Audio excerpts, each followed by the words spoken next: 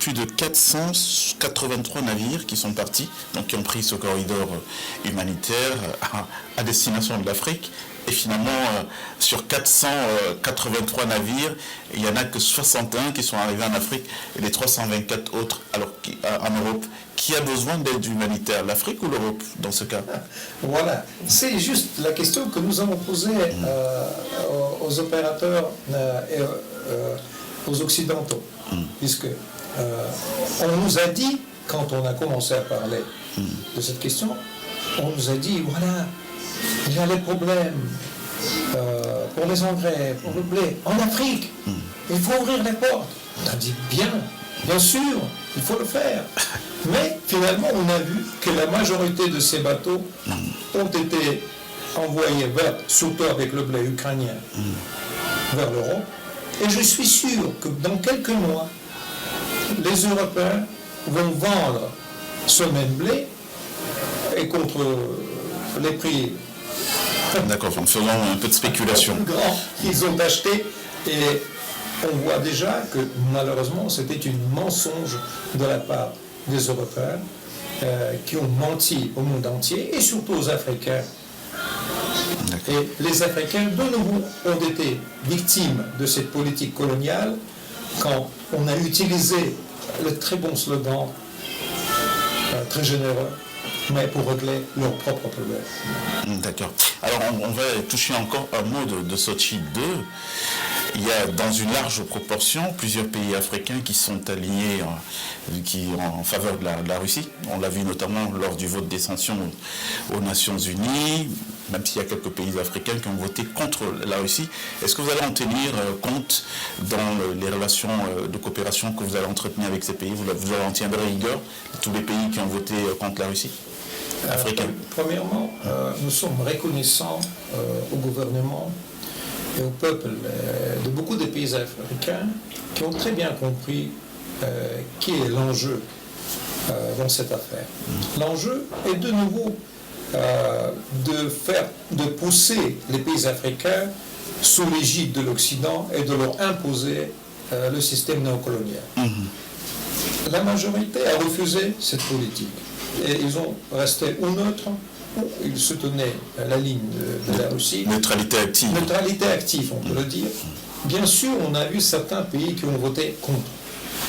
Mais nous comprenons, et nous savons, non pas seulement nous comprenons, mais nous savons qu'il y a eu une pression très forte de la part des Américains, surtout, des Anglo-Saxons en général, et certains pays africains comme la France et l'Allemagne, sur ces pays, pour leur imposer cette vote en utilisant non pas seulement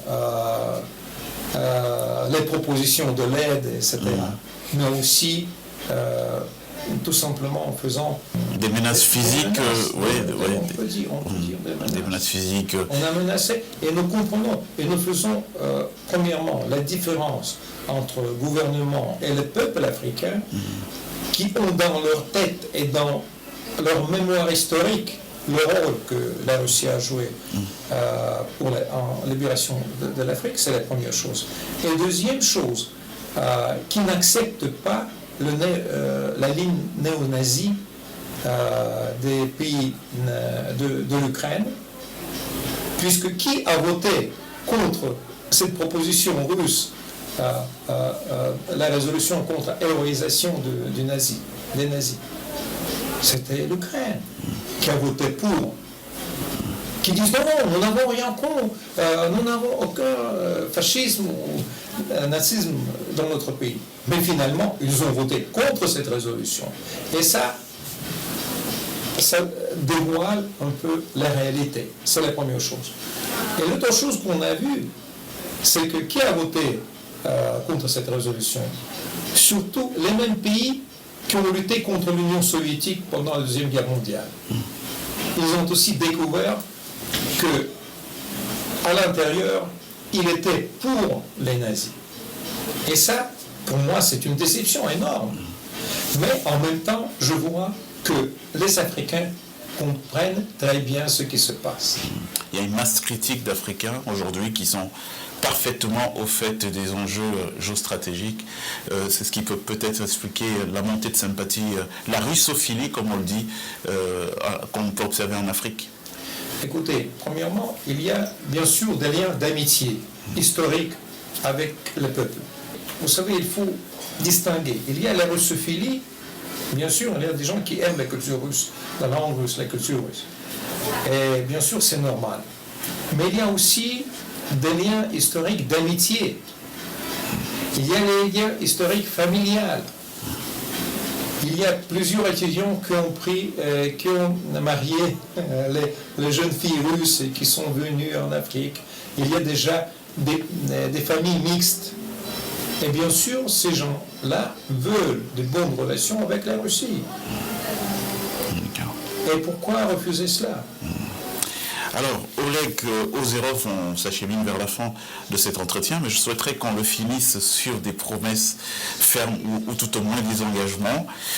Est-ce qu'on va se résoudre à avoir donc de l'aide humanitaire, des engrais, du blé destiné à l'Afrique bloqué dans les ports d'Europe occidentale ? Est-ce que vous êtes en train de réfléchir sur cette question pour trouver des alternatives ? Maintenant, nous travaillons d'une façon très intense avec les instances des Nations Unies pour ouvrir les portes aux engrais russes et le secrétaire général de l'ONU, M. Guterres, nous a promis, il a dit ça à Bali, je ferai tout le nécessaire pour ouvrir les portes. À ce qu'il paraît, il y a des pas en avant dans cette direction.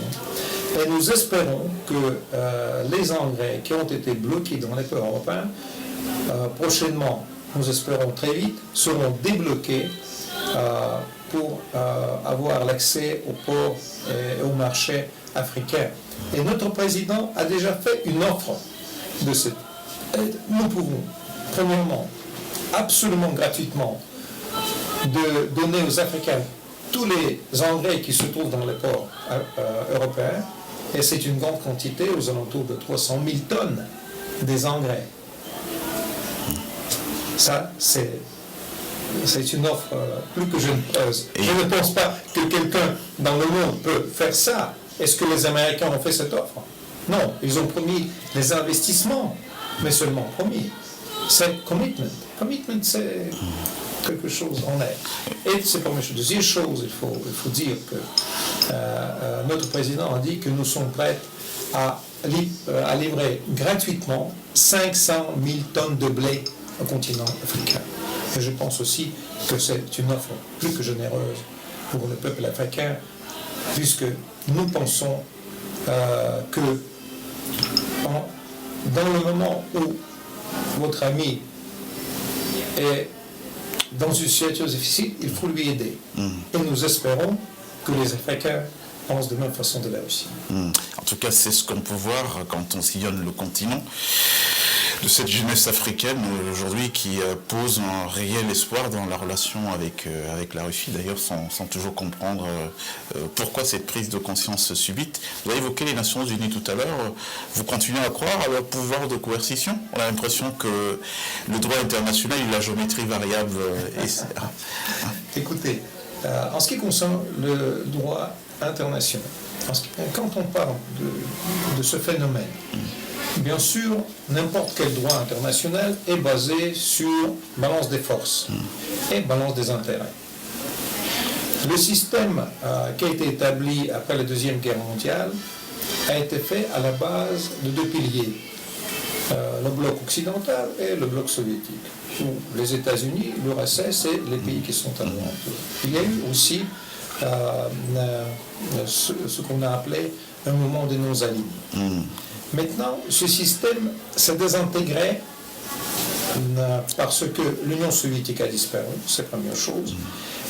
Deuxième élément, c'est que les nouvelles forces sont venues sur la scène internationale, comme la Chine, les pays, généralement les pays BRICS, Brésil, l'Afrique du Sud, la Russie, l'Inde. Il y a un nouveau pôle, c'est l'Afrique qui monte.